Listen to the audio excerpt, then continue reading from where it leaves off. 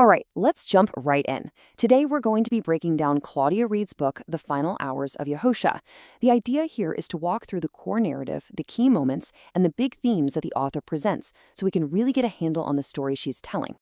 So here's our game plan. We're going to start with a really important question. Why the name Yahusha? From there, we'll move chronologically, through the final supper, that intense moment in the garden, the whirlwind of trials, the sacrifice itself, and then we'll wrap up by looking at the legacy of it all, at least according to the book.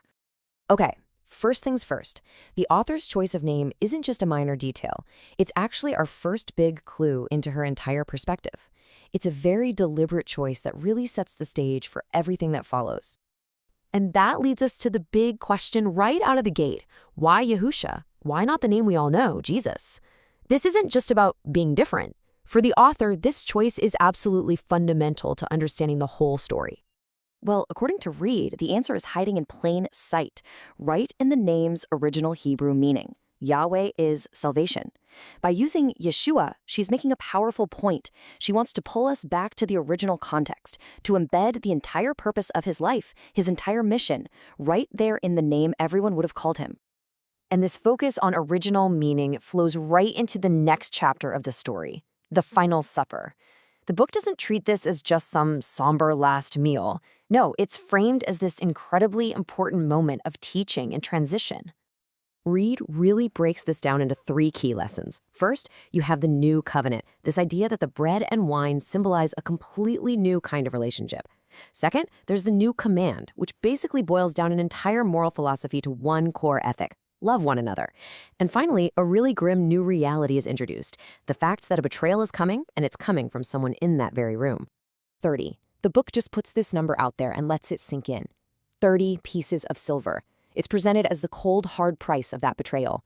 The author uses this number to show, in the starkest terms, the value that was placed on his life. So, after the tension of the supper, the story moves to the quiet intensity of the garden. And the book portrays this as the true emotional core of the final hours, a moment of deep, deep internal struggle. Now, Reid's take on this famous prayer is really specific. She argues this is not a moment of doubt. Instead, she frames it as the ultimate expression of humanity grappling with divine will. It's that painful, gut-wrenching moment of choosing to submit to a greater purpose, even knowing the terrible cost. And this just perfectly captures the book's theme of human frailty. On one side, you have Peter making this passionate, totally sincere promise. And on the other, you have Yahshua's heartbreakingly accurate prediction. That gap between our best intentions and what we actually do, that's a key tension the author really digs into right before the arrest. And then, just like that, the quiet of the garden is completely shattered. The story just accelerates into this blur of rushed, confusing legal hearings. The author really emphasizes the frantic, almost chaotic pace of what happens next. I mean, just look at this timeline. It really shows you how relentless this was. We go from a sham trial in the middle of the night to being bounced between religious and Roman leaders all before lunch. Reid uses this breakneck pacing to suggest a system that wasn't interested in justice, but in getting to a predetermined outcome as fast as possible. Okay, now this is where the book points out a really clever and, frankly, cynical legal maneuver. In front of the Jewish court, the Sanhedrin, the charge is religious, blasphemy. But that means nothing to Pilate, the Roman governor. So the charge magically changes to a political one: insurrection, a threat to Rome.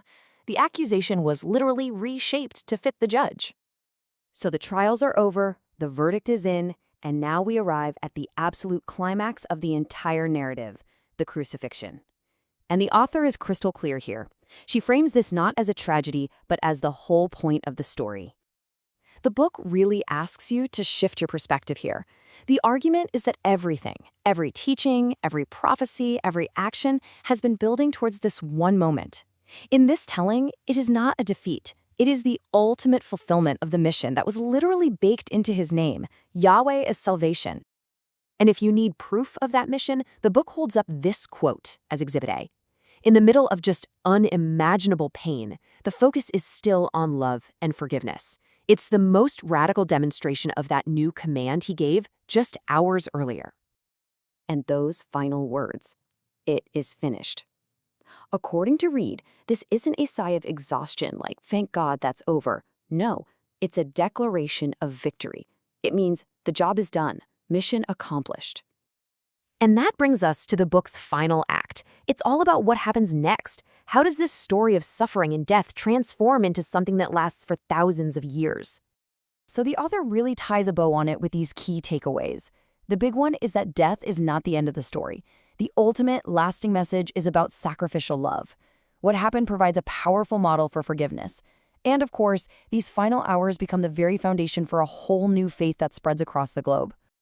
And so we close with this final question, which is pulled from the book's subtitle, Love in Full. After walking through this entire journey, the final meal, the prayer, the cross, the author kind of leaves us with this to think about. What does it actually mean for love to be shown in full? That's the challenge and the final thought from our explainer on Claudia Reid's work.